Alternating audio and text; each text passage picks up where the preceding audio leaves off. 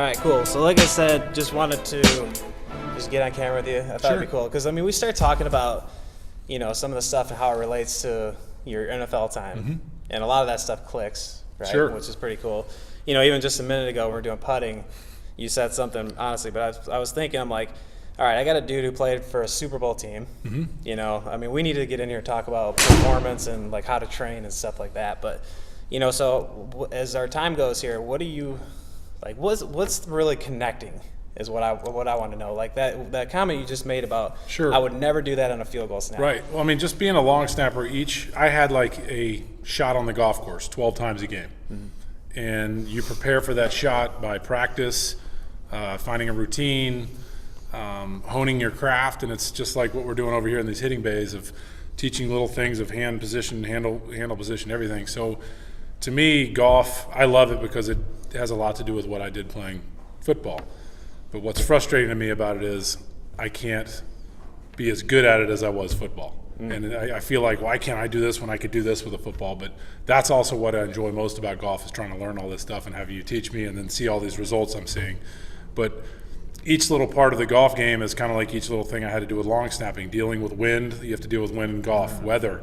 Situationally, one field goal kick to Robbie Gould might be more pressure packed than the first PAT of the game. So there's little mental games too that I have to go through that you have to do the same thing on the golf course. Right. Well, and how much of that, like, as an ambassador for golf, like, there's so much of get better now. You'll drop 10 strokes in 5 minutes type thing. I mean, you played your whole life football, right? So playing at the highest level, I mean, how often are you training and stuff? And I mean, is it realistic to just go, I'm going to take a swing tip and just go get that much better? First off, I think the most important thing is, do you want to do it? Do you enjoy doing it? Yeah. Do you enjoy coming in here and hitting? Did I enjoy going out and practicing every day? Did I enjoy the process of becoming better and learning how to long snap? And obviously I enjoy the process of learning how to be a better golfer, but it doesn't come right away. I work with kids like you do as well, giving long snapping lessons, and I have to start with the basics. And they want to get into, I want a perfect snap, I want it faster. I'm like, no, we got to start with stance. We've got to start with grip. You got to learn how to actually release the ball properly. So we got to go step by step from the beginning. So to get better, it takes time. You have to be patient, but you also have to follow a certain way to get to the point of being a plus handicap or whatever, if you can get there. Well, and we're talking about too, just like how to mentally approach these things. Because I'm huge on the mental side, how to think, how to control your thoughts. So even just in that putting, I mean, so in training, what did you do? That blew me away. Well, I mean, just like when you guys practice and train, you train for football your whole life. I mean, what gave you that ability to step over a snap? I mean, because to me, I look at long snapping as probably the most underrated thing in football. You make one mistake, I mean, boom, it's a touchdown for the other team or something if you're snapping in the end zone, whatever. I mean, there's a lot that could go wrong. I've had discussions this about people, and some people call it confidence, some people call it being cocky, and I kind of say it's right in between. Right. I mean, there were times in high school, some people would say, you're a cocky ass. Well, I wasn't. I was confident what I could do, and maybe it rubbed people the wrong way because I could perform under pressure, but I felt like I put myself in a mental state that I believed I could do what I was asked to do. And if that's cocky, so be it. I think it's just some sort of confidence. And I carried that on through college and in the pros, and I got that confidence from practice and performing and continually doing the right thing and seeing results. So I felt utterly confident when I walked out there for a field goal snap or a punt snap in a game. I got no problem. Here we go. Let's go do it. So if we dig even deeper into that training, though, I mean, just is going out and just because we talked about this the other day, is just snapping the ball over and over and over and over going to get you better? No, I would put myself in mental games or mental situations, or if it was raining, I would go out and snap in the rain to get used to a wet ball. If it was super windy, I wouldn't look outside and be like, nah, I don't want to snap today. Let's go snap in this, because I could line up on a Saturday in college or a Sunday in the NFL and have to deal with this weather. And if I went out and performed and practiced in those conditions, walking out in Soldier Field on a Sunday in a bad day, I'd be like, I'm all right, I got this. Right. No.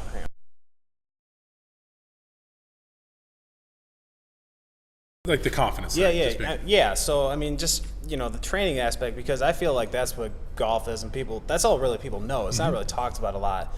what do you do to hone your skills and actually get better? I mean, most people think standing on the range, pounding balls is going to do something.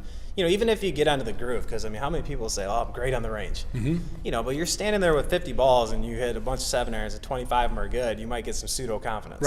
You go to the first tee with crap in your way and you got to do it once with a driver. Or you got a competitor next to you, or you're in a match or whatever it is. So how about that, though? Like, and when you guys were practicing, I mean, so I guess I'll take that another way. Like, you had a lot of different coaches. So what do you feel like the good coaches were doing to help you versus the bad coach? And, like, how are people helping you gain that confidence? Or was it more just on your own and you figured it out? That's a good question. I let the best coaches to me trusted me, understood that I was working hard, and understood that, now, see, with the long snapping thing, it was different a little bit because they didn't know as much about it, say, as like you do the golf swing, but they allowed me to hone my own craft. They didn't get in my way. Let's put it that way. They let me better myself. They let me figure out what I was doing and to make it better. And then if it wasn't going well, they'd pull me to the side and be like, let's talk about why you're having a bad day snapping or why the ball's tailing a little bit. So the best coaches I had were the ones that worked with me, worked with the way I snapped the ball, the way I played. And I was fortunate, honestly. I had 4 coaches, special teams coaches in the NFL, and they were all great and allowed me to do that. And I think that helped me have a long career. So they're not really trying to impose their will on you. No. They're trying to direct you to making me the best long snapper I could be. Right. So taking my skill set and say, all right, let's hone it this way. Yeah. I'm not going to try to make you the guy that I had in Philly or the guy that I had in Arizona or the guy let's make you the best Patrick Mannelly. Yeah, and see, I think that's cool. And I think that's, in the golf world, is too much of, players or coaches even will say, you need to swing like this and start trying to rewrite the wheel when, to me, it's like, why? I think the mechanics are a piece of it, and once you hone that, it's like, you're not going to swing like I am. Well, that's the other thing. Genetics are a part of it as well. Right. You're built. Some people are short, some people are tall, round, whatever you want to call it. And I'm sure you have to figure out a way they can work around that. And it's the same thing with what I had to do. And it's got to be simple. It's like, if I get in here and give you all this complex stuff and data, I don't think I've ever seen a long snapper, and correct me if I'm wrong, sitting out there with like a TrackMan behind him. No, they're starting to do that now. That's what's interesting. They're starting. Well, we always had stopwatches, but they're starting to get now because we have the handheld, cameras. So they're getting a little bit more into that. Now there's the, I guess they've taken it from golf as the software where you can put yourself up and draw the lines and all that. That would have never worked for me being a long snapper. I was kind of a self-made long snapper. I wasn't somebody that was there's some coaches out there that, kind of a cookie cutter way of teaching how to do it. And I was more self-taught. And that's the way I feel that guys, if they really want to move up to the highest level, they find out what we were just talking about, the best way to work their body. Right. Not doing it the cookie cutter way, that they can maybe start that way, but then work off of that way to figure out how they can maybe golf, cut a ball, hook a ball, draw a ball, whatever. Long snapping is the same thing.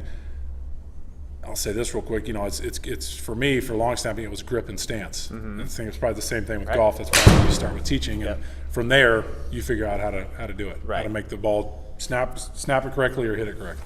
So, in any of these big moments, did you feel like the moment ever changed the way you did what you did? Because in golf, environment, and this is something that really is the dictator. People always ask, well, why did this person choke? The environment starts to control that situation. It might be whoever in the Masters, all of a sudden, I'm in the final day of the Masters, people everywhere. That's awesome. Now they're not in that same situation.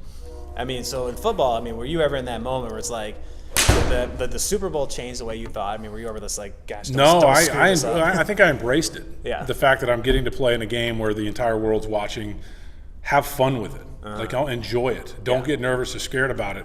Everybody deals with pressure differently, but like, I played with Robbie Gould, who's one of the best field goal kickers in the NFL, and I think he's got way much more pressure than I do kicking a ball than a long snapper does. And he dealt with it kind of what I talked about earlier, is just that utter confidence. I'm not going to miss. Yeah. I'm going to do my job. Yeah. I will succeed. And if you fail, it's about how big your misses are. We would always use golf terminology. If he misses the uprights, he doesn't hit it right down the middle. As long as it goes in, it's a little to the left or right inside those goalposts. Right. That's still 3 points. Absolutely. And that's still a miss because he didn't hit the middle of the fairway or the middle of the crossbar. Yeah. But it's still a make. Yeah. And I was the same way, that if I missed not putting the ball right here for the holder, but if I missed here, it's a miss, but it's still a make. Yeah. So I just believed in that I would put it in that box, and it was just again, utter confidence, just believing what you can do. Yeah, and I don't want to make you relive any bad moments, but did you ever have in your career like a moment you just wish you had back? And then, like, how would you react to that? So in the golf world, again, if you had a tournament that or just even a shot that just threw off your whole round, your tournament, how do you think players should react to that? How did you react to that? I got lucky. I had one poor snap, or poor, because I grade them differently, like the misses or whatever. I had one bad snap where the ball did not get kicked after I snapped it. And it was in a 40-mile-an-hour win against the San Francisco 49ers. So a little bit had to do with that, but I'd also prepared myself that I should have been able to deal with the wind, and I didn't. The ball released, flooded off, and I missed. And the kick didn't go off, but in my mind, I was going to have 10 perfect snaps the next 10 snaps. So even in practice or games, if I threw one off that was anywhere for the punter here, all right, that's a miss. Have 10 perfect ones in a row the next time. Yeah. And just make that miss not frequent. You know what I mean? Well, and you believe you can do that, though. Yeah. And I think that's the biggest thing is just that belief. And I try to train golfers. I'm like, listen, if you make a bogey, you got to believe you can catch fire and make birdies. If you make 4 bogeys in a row, you should be good enough or believe in yourself enough that you can rip off 4 birdies in a row. If you can make 1, you can do a couple in a row. Sure. That's the way I look at it. So, but most people don't believe that in golf, especially. There's a lot of time to think about it. You got 18 holes to deal with it. Well, and you got a lot of downtime. Right, that's true too. And walking up to the ball. Yeah, I mean that's And I had the same thing during the games. That's what I was just. So I would say 12. I'd have 12 snaps a game. If I had a poor one, I'd be like, all right, what did I do wrong? What happened? All right, don't do it again. Go make the next one perfect. Right. And again, long snapping is probably the closest thing in football to golf because it's not reactionary. Right. It's like you got to get up there. I mean, everything's from a dead still, and you got to make that happen. And the biggest thing too, Kyle, is moving on to the next snap. Right. Like I said, think about it for a minute or two, figure out what you did wrong, but let's think about the next situation. Right. All right, we're switching fields. We're going to be snapping from the north to south. The wind's going to be opposite next time. Remember in pregame that I was snapping it over here to move it here. Worry about what's next. Don't worry about that bad one. You can go back and watch the film for us on Mondays after the game and then really correct it from there. I mean, did you really let that eat you up, though? If you had a little bit of a miss, I mean, were you tearing yourself down? Not during the game. Right. I was one that would, on Mondays or after the game, I would be super hypercritical of myself, but in a good way. Not one where I would bury myself into the ground and be hard to come back out. I would use it as good critique and be like, all right, think about of the 12 snaps, I had 1 that was off, 10 that were great, 1 that was a little, maybe off too, but let's think about the positive stuff and work on the stuff you did bad. Yeah. All right. I mean, this is so cool to talk about because it is so much relatable. And I have fun working with you because I can just be like, dude, did you do this in football? But so no, it's been fun to you because you're so into this. Yeah. The mental part of it. Well, and so I mean, if you got just a minute here, just talk about what you've learned from me and how that kind of relates a little bit. Yeah. Well, I mean, I walked in here. Like I said, long snapping, I wanted to be the best. I wanted to be great at it. I love the process of working at it. And I heard great things about you from other people and got introduced to you through a mutual friend and walked in here. First off, I just loved your vibe. And I think that goes a long way, you know what I mean, when you just kind of relate with somebody. Right. And then the way you've taught me, and it's just clicked. I've worked with a lot of great coaches around here, and they're all good teachers, but I think you and I just clicked. And I love the way that we've just gone through this process of, I mean, we've kind of changed the swing. How much would you say percentage-wise? 50%? Yeah, I mean, nothing astronomical. Nothing, just within what I've done before. Right. Yeah. And it's changed the way I've played. I go back to the country club now, and they're like, what the hell, how are you hitting so much farther and straighter, blah, blah, blah. But a lot has to do with you, and I think a lot has to do with the vibe. First, the vibe, and then 2 is just how great of a teacher you are. Well, I appreciate that. And then just lastly, like one bit of nugget. So if you're talking to my kids, that are competitive players, I mean, what is the best thing you can tell them? As in terms of just building that competitiveness and how to train. Enjoy the process. Yeah. Truly want to come here every day, want to go out to the field, want to go out to the driving range, want to go practice, and then don't be afraid of failure.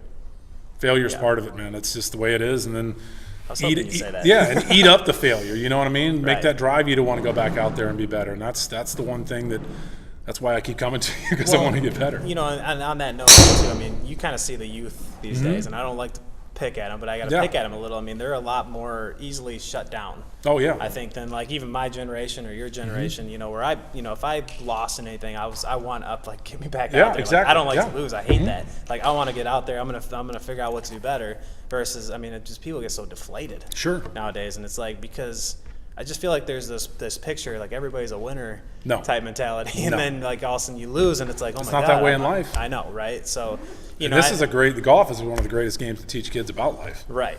Yeah, so I mean, it's just that whole thing, and just I mean, I'm glad that comes out of your mouth. I mean, you gotta fail. I mean, you have to fail. Sure. If you win everything and then you get knocked down for the first time, I mean, it's going to be defeating. Yes. So I mean, just good luck in the rest of your life. Yeah, getting your butt kicked and learn how to deal with it is a big deal. Because I'm sure. How do you pick yourself back up and go to work? How do you make yourself? Yeah, I'm sure in football you got knocked out a few times. All the time. Yeah. You know what I mean? Well, Playing against that's a whole different story. Yeah. Right. But I mean, that's the thing though. It's not like, oh, I got hit. This guy's bigger and stronger than me. It's like you don't give up. No. You know. So. No. Cool, man. Well, I appreciate you taking the time to talk. This was good. Do it again. Yeah. All right.